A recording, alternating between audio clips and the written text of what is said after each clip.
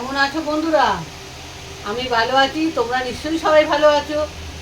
আজকে মধুস কিচেনে আজকে আমি একটা মাছের প্রিপারেশান তোমাদের রান্না করে দেখাবো। এই মাছের প্রিপারেশানটার নাম হলো কাঁচা মোরলা মাছের ঝাল। আমি এবার আরম্ভ করি, তোমরা রান্নাটা দেখো, পুরো ভিডিওটা দেখবে আর বাড়িতে রান্না করে খাবে। এই ইন্ডাকশান ওভেনে চলে এসেছি, আমি তো জানো ইন্ডাকশান ওভেনে রান্না করি। এই ইন্ডাকশান ওভেনে চালু করে দিই। এটা গরম হতে হতে আমি মাছের মধ্যে নুন হলুদটা মাখিয়ে দিচ্ছি। এই যে মোরলা মাছ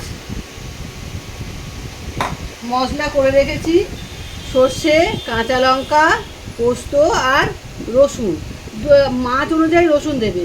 এই এরম পরিমাণে 250-300 মাছের মধ্যে 4 কোয়া রসুন দিলে হয়ে যায়।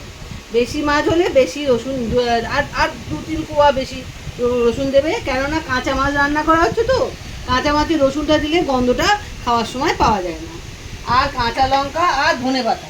আর একটা কথা তোমাদের বলি, ধনেপাতা এই সময় পাওয়া যায় না, আর পাওয়া গেলেও খুব পাওয়া মানে রেয়ার জিনিসটা, তা ফ্রিজে কিন্তু রাখা যায় না।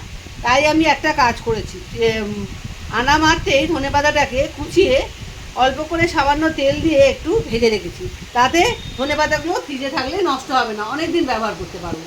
সেই জন্যে ধনেপাতাটা আমি একটু তেল দিয়ে সটে করে রেখেছি। এবার আমি মাছে নুন হলুদ মাখিয়ে দিচ্ছি।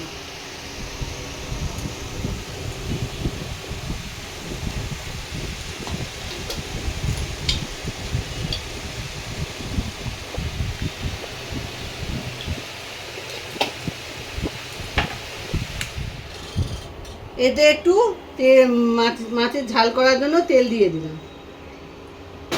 তোমরা তোমাদের পরিমাণ মাখিয়ে নিচ্ছি। এইবার এই তেলটা গরম হতে দাও।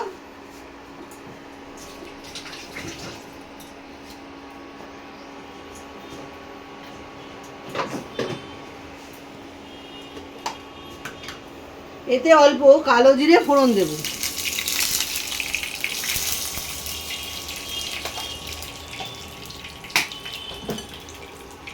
আর এই সর্ষে পোস্ত বাটাটা এই তেলের মধ্যে দিয়ে দেবো।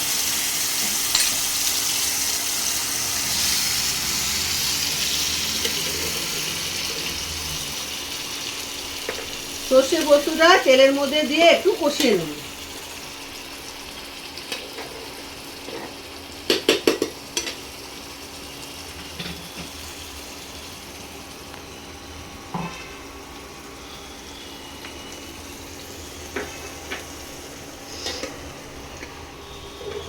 একটু কষিয়ে নিই।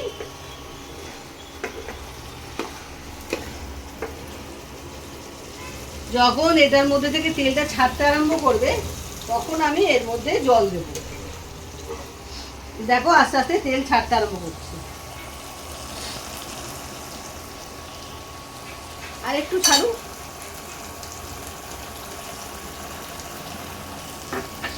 এর মধ্যে একটু হলুদ গুঁড়ো,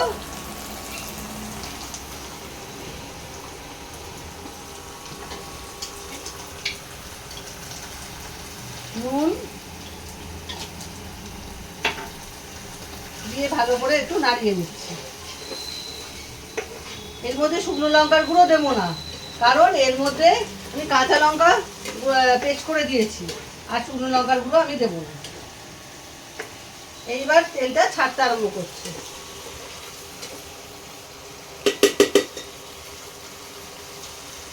বাটির মধ্যে মশলাটা রেখেছিলাম, এই বাটিটা ধুয়ে জলটা দিয়ে দেবো।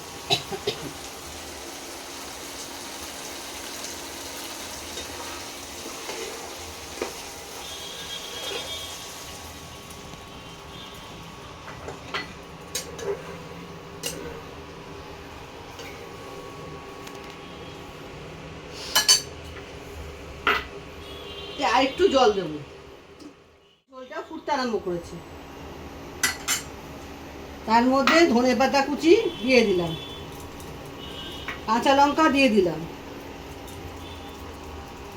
ধনেপাতাটা আগে দিলাম কারণ আমাদের বাড়িতে ধনেপাতার গন্ধটা কেউ পছন্দ করে না, কিন্তু আমি খুব ভালোবাসি ধনেপাতা খেতে।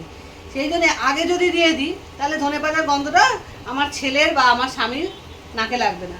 যারা ধনেপাতা, সবাই তো ধনেপাতার গন্ধ পছন্দ করে না, সেই জন্যে আমি ধনেপাতাটা আগে দিলাম। আর যারা ধনেপাতা খেতে ভালোবাসে, সব গন্ধটা পছন্দ করে, তারা কিন্তু লাস্টে দেবে। আমি মধ্যিখানে দিয়ে দিলাম, কেন আমার হাজব্যান্ড আর ছেড়ে পছন্দ করে না গন্ধটা। আমি পছন্দ করি বলে আমি ধনেপাতাটা সব রান্নাতেই দিই, কিন্তু মধ্যিখানে দিয়ে দিই, তাহলে গন্ধটা নাকে লাগবে না। এবারে মাছগুলো ছেড়ে দেবো, ঝোলটা ফুটতে আরম্ভ করেছে। দেখো কাঁচা মাছ, আমি কিন্তু ভাজিনি মাছটা।